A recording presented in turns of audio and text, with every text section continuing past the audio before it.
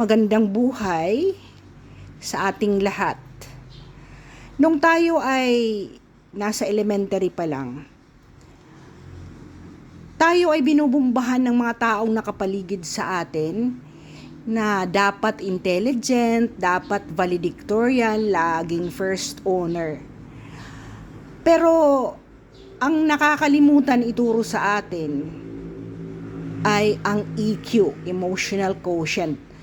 Sa totoong buhay ng pagtatrabaho or ikaw ay nagbibigay ng trabaho dahil employer ka, ito ang ating nakakalimutan. I really love this author, John Maxwell.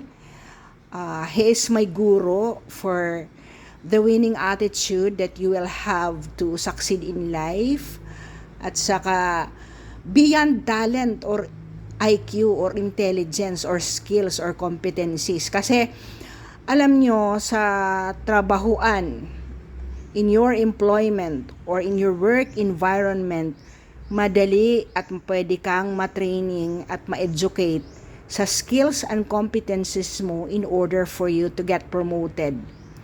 But ang hindi pwedeng ituro sa'yo yung ugali mo.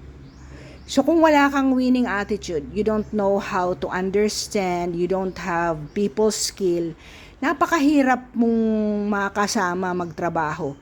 Kahit sa pamamahay mo, ang asawa mo, ang mga anak mo, you cannot succeed to have a long life with your family members kung wala kang people skill. Kasi ikaw lang palaging tama, lalo na kung ikaw lang ang may trabaho or you provide or you are the provider for the family.